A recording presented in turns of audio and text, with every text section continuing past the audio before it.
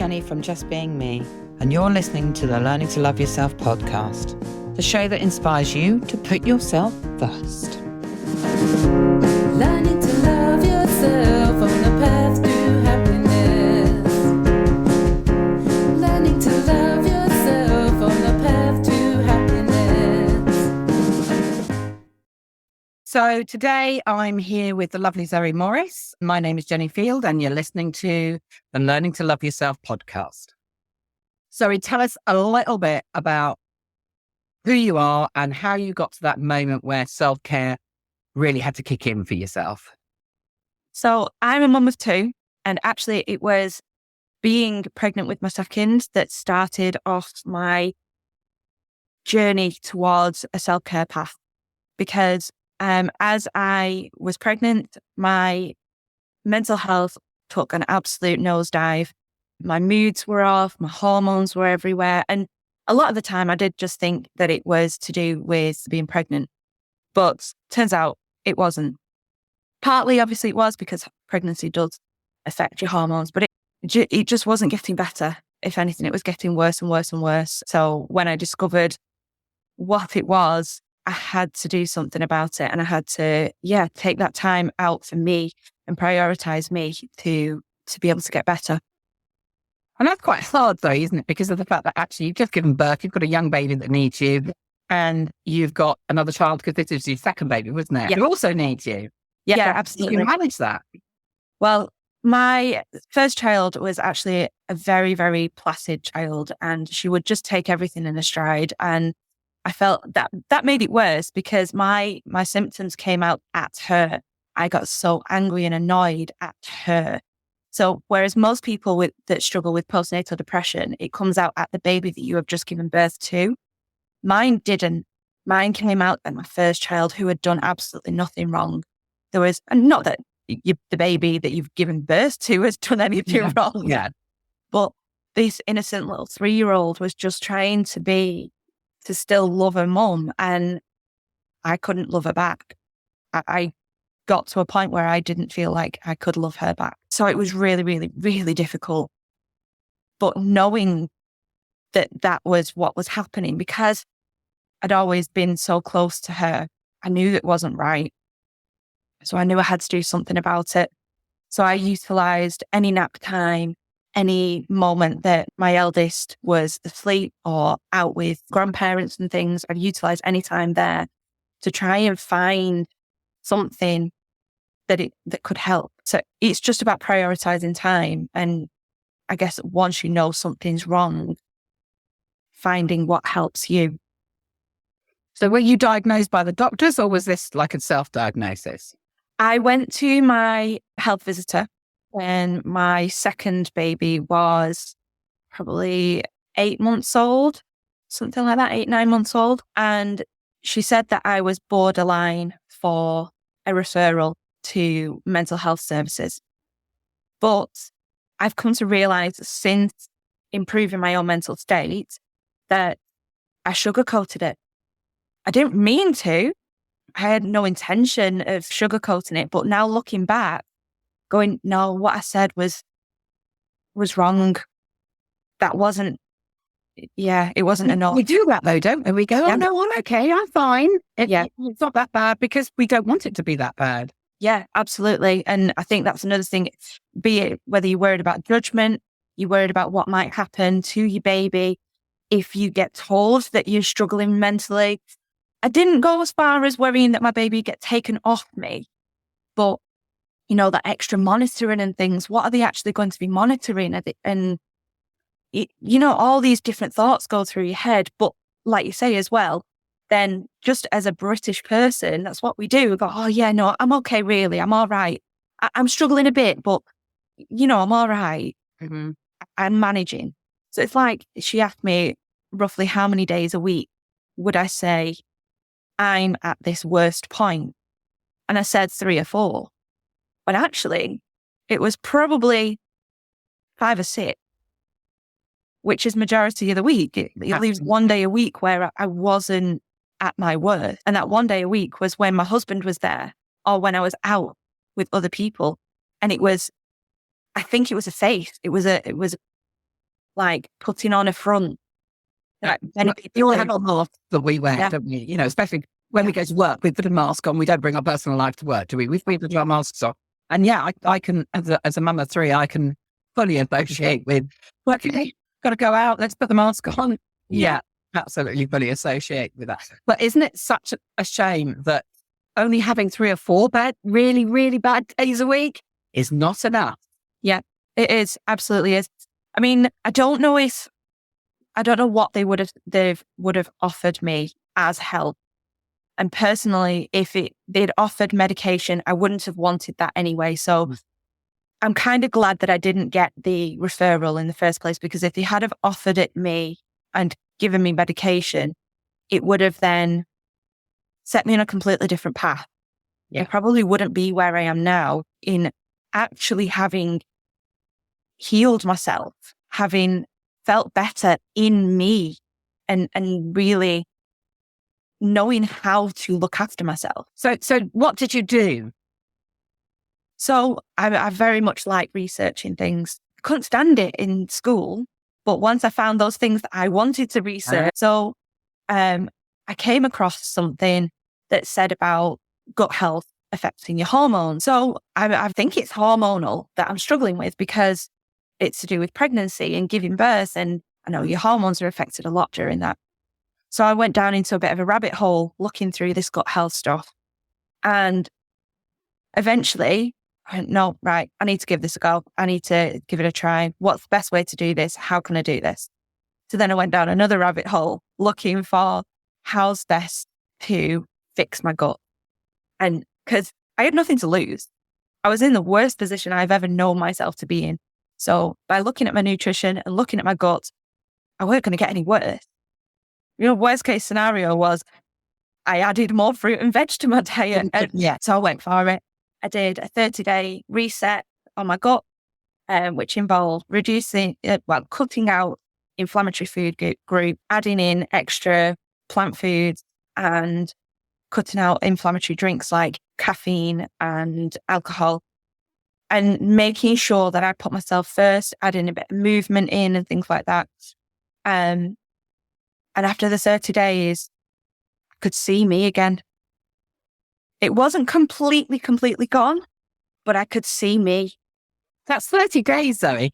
30 days. days. Yeah, that's it. In 30 days, I could see myself again. And that was the biggest shining light I've ever known, that I could be myself again, and knowing that continuing prioritizing myself, I was going to get better and better. And the thing that kind of clicked for me was when I read that about gut health and adding the plant foods and things. And as a mum, I would save the fruit for my children. Yeah. I would say, no, I don't need that. They need it more than me. So I won't have any of that. I'll have the cheap snack. I'll have the cheap biscuits and a packet of crisps or something, because it costs less. Yeah. Because they need it more than me. I don't need it. I'll survive. But actually, that's all I was doing, was surviving. But I have a big saying that's always been around me, is the fact that actually, unless you look after yourself, you can't be good enough for your children, for your friends, for your family. You've got to give yourself something, because you're the person that's holding this all together. And if you don't hold it all together, what happens to them? Yeah, absolutely. Absolutely. Because if you've got nothing there, then you can't, like you say, you can't care for anybody else, because you've got nothing to give. So, and that's why my big mantra is fill your cup up and look after everybody else from your overflow. Yeah, I absolutely hated that phrase, fill up your cup, because when that and self-care came about as this big sort of buzzword, it was constantly there. Fill your cups, have self-care, make sure you're looking after yourself, have a bubble bath, read a book, take a walk. And I don't like bubble bath. Walking, all right, okay, fine. But, at the time, it was during COVID. I'm only allowed out so long during the day anyway. And then reading, the only things I liked reading was to learn. And that also wasn't classed as self-care, because it wasn't an escapism. It was learning something. Like, well, what the hell is it? What Mm. what is self-care? So when I then learned about gut health and actually became proficient in it and understanding it myself, I realized that alone is self-care. Just your nutrition is self-care because you're prioritizing yourself. Absolutely. And I would absolutely say that learning about something, if it lights you up, because self-care is anything that lights you up. It doesn't have to be a bubble bath. I'm not good with baths. It's like, I think I want to be. And then I get into a bath and then think, I'm hot. What am I going to do? So I shower. But I think it is basically you need to find the thing that lights you up. And if researching gut health and finding all that information out lit you up, that was absolutely self-care. But everything anyone said was that it wasn't. Even down to when people ask me what gifts I want, and I think of gifts that I genuinely want and would make me happy. And then the response I'd get from friends and family was, well, that's not for you. Like, no, it really is. That is going to make me happy. But like, well, that's not a gift for you though. Why isn't it for me? And this is advice I have every year around birthday, Christmas, because for me, the two are very close together. And it's always about, but that's going to make me happy. Yeah. You know, you may want to buy me a beautiful piece of jewelry or a lovely bottle of wine or whatever, but this is going to make me happy. Yeah. So, you know, it's that whole thing. Is a present about making the person who bought it happy or the person you give it happy? Yeah. So, and in particular, I'm in a phase in my life of the fact that actually I don't need anything more in my house. You know, I'm coming up 60. I don't need anything more in my house that I don't actually use or want to look at because it's beautiful. Yeah. Because I'm ADHD. I can slip into hoarding quite easily, you know. Yeah. So now I'm very much like, I would really rather, especially with my children, I say, I'd rather that you said to me, okay, I'm going to take you out to lunch this day. Yeah. Absolutely. An experience. That fills me really up. That really fills me up. You know, Going that out, doing something, spending time together. Yeah. Yeah, absolutely. And I think that's the issue with a lot of people's thinking with self-care and stuff that lights you up is that we're told so many different things. And I think nutrition is one of those things that we take for granted because we have to do it every single day anyway. We have to eat. Yeah. So you just kind of get into this rhythm of just picking whatever's convenient. But most of the time, these convenient foods are what causing us an issue internally. Like my confidence was absolutely through the floor. The hormones everywhere. Yeah, even periods and things were so painful and heavy. Like now, they're so much lighter and next to pain-free. Like how many people would love to have that? And if they understood that just changing what you eat could mean that monthly thing was easier. Like, because we lose so much, as women, we lose so much time to that, don't we? yeah, exactly. We do. And it's another one of those things where we just, you know, take a deep breath and work our way through it rather than actually giving ourselves some time to let our body heal and do the thing it needs to do because it's just, because it happens every month, apparently it's just supposed to be okay. Yeah. You know, but again, it's another thing of valuing yourself and giving yourself that time to let your body heal and do what it needs to do, isn't it? Yeah. And gut health can change that, Zoe. Mm-hmm.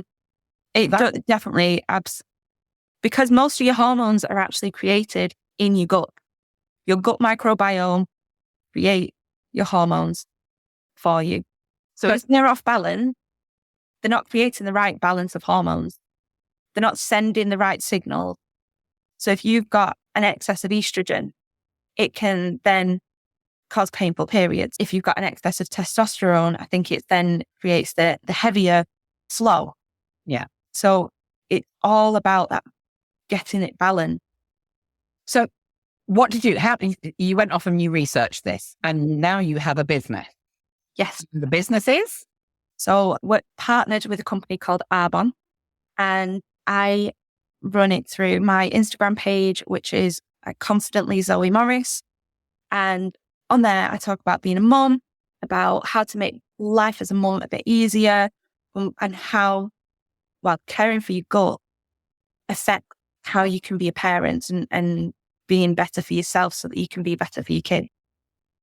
And my focus obviously is on gut health and creating a better environment for you so that you can feel confident, so that you can feel happy and energized. Like energy is such a huge thing for parents. Like we can often get to the end of the day and collapse on the couch. And I was falling asleep. I was falling asleep on the couch as soon as the kids were asleep, and then going, I am getting no time for me. So then again, cycling back to that self-care, I then had no time for self-care because I had no energy to stay awake and do it. And that's another myth about self-care, is it takes a long time. Yeah. And actually self-care doesn't. Self-care can be as simple as taking 4 deep breaths in and out. Mm-hmm. Yeah. Self-care is not something that you need to find an hour every day for. It is, when you are short on time, there are so many things that you can do. You can say your affirmations to yourself because you can do that whilst you're moving around. You can do your breathing whilst you're moving around. You don't have to stop and particularly do it. It's all about actually changing your mindset from I don't have enough time to I do have the time. Yeah, absolutely. And it's that mindset change, isn't it? Of I need to look after myself rather than I need to look after my children. Definitely. I need to look after myself so that I can look after my children. Absolutely. Absolutely. Yeah. And I think, again, nutrition is one of those that you can take so simply into your day-to-day life that it doesn't have to take any extra time because you are feeding yourself anyway. It's just altering what you're feeding yourself. Instead of reaching for a quick biscuit, reach for an apple. Just swap it. Little swap. But it's that giving up that sugar craving, isn't it? Yes. But actually those sugar cravings are coming from the balance as well.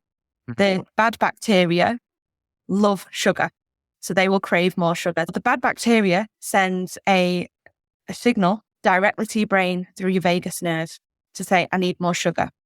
So if there's too much bad bacteria, I say bad in quotes because we do actually need some of it. Yeah. But if there's too much of it, then we get these sugar cravings constantly. So we're stuck in a cycle. Whereas if it's in balance, you don't get the same sugar cravings. Yeah, you see, for me, it's cheese. Cheese is a completely different thing. Actually, a lot of people crave cheese. I believe, this isn't my speciality, but I believe cheese is hormonal. So it sets off a different hormone in our body. And actually, because we are intolerant to it. And that's really interesting because, before we started recording this podcast, I was talking to you about the fact that how my coffee coldy Qatari bit just has not gone. And I was thinking about this the other day because it's just like, I've had a lot of Christmas cheese and dairy always inflames all of my sinus problems. Yeah. I've done this before. I've had sinus problems for a long time, and I know that actually dairy products make it a lot worse. Yeah. But here I am going, still got a bit of that really nice cheese. Yeah. And that's my waste thing in the fact I can't waste this cheese. So I have actually only got one very small lump of Christmas cheese left. Yeah. And then I'm done. And I think that will make the world of difference to me. Constantly putting that amount of dairy. And my husband has ME, so he has very little dairy. Yeah. So we have all the alternatives in this house. It's not a problem. It's just that when that Christmas cheese goes, hello. Yeah. Yeah. It's so tempting at Christmas to take all that extra stuff, and not to mention the fact that we are also in a time of kind of hibernation and our bodies naturally want to get more fat and more calories to sustain us through the cold, because we do need more energy through cold to keep us warm. And then we feel all this inflammation, and dairy is actually one of the food groups that we do cut out during the 30 days because of the high inflammatory process of it. But then come January, we always try and do this huge step forward and right, okay, cutting everything out, we're full steam ahead and we're going for it. Whatever your health goals are, always in January. But we're still in that hibernation period. Mm. We're still in that dark cave-like mindset. Our hormones haven't caught up to our society and our brain. So it can still be very difficult for a lot of people to then make those changes. Not to mention the fact that, like you say, you've got that cheese left over. You don't want to waste it. So not always the easiest time or the best time for some people to make those changes. This year, I'm working very much more with a lunar cycle instead of, the calendar. And so I'm actually looking at sort of in March time when spring starts, the springing. Mm-hmm. And I'm not going to be doing it on a date because, we all know that the weather's not going to be doing what it's supposed to do at any given time. Hey, why would it? But once I start springing, that's the time for me that I'm going to start looking at making some changes because I'm much more active at that point in time of the year. I feel much more motivated because the days have got a bit longer. Trying to make any major changes in the darker months just does not work for me. And in fact, for me, the worst month for me, where a lot of people think January, the worst month for me is February. Yeah. I'm like, come on, we just need to get out of February. So this year I've created all sorts of things that are going to happen for me in February so that I'm just focusing on those rather than, gosh, it's still dark, And I know when I used to work with older people, February would be the month where I would lose an awful lot more older people, as in they pass away. Yeah. Just make it through the month. The lighter days are coming, And for me, it was always a very difficult month from that perspective as well. So, I totally agree with you. January is not the month for me to make. Yes. And you know what?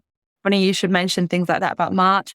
I've actually got a free workshop coming up the end of February for that March thing to explain why we end up in that cycle, because that's something else that I am leaning towards through my content on Instagram is those links between our nutrition and cycle. They say the lunar cycle, how the seasons and things are really leaning into, I guess, our instinct, our natural rhythms.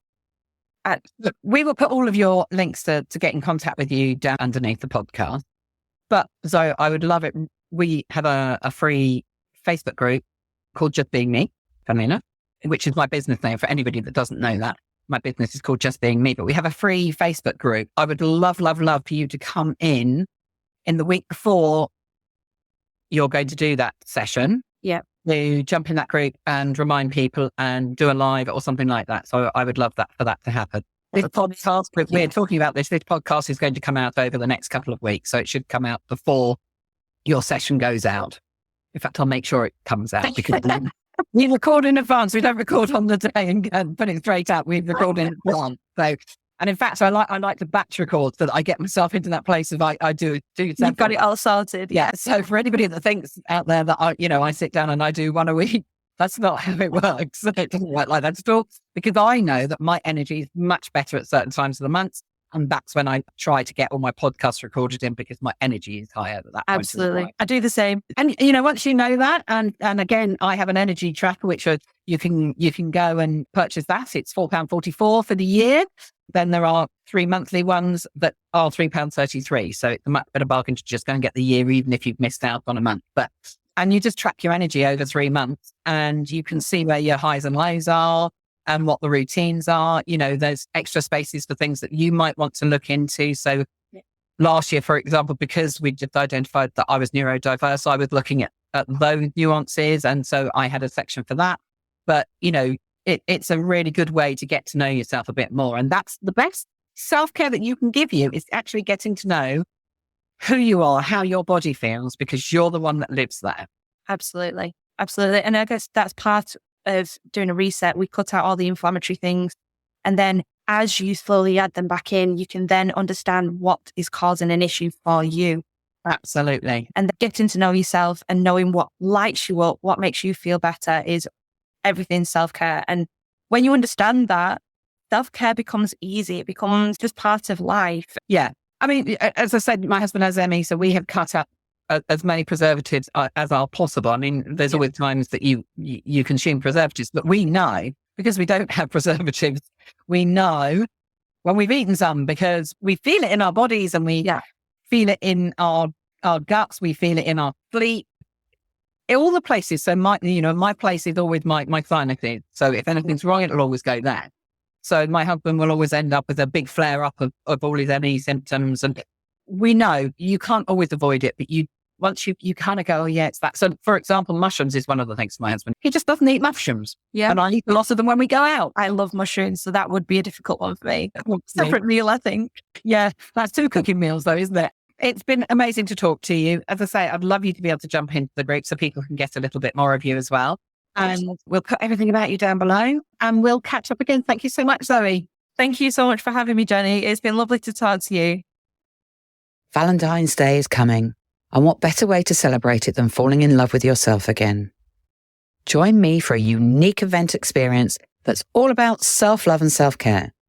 This event is designed to help you take the time and space you need to reconnect with yourself.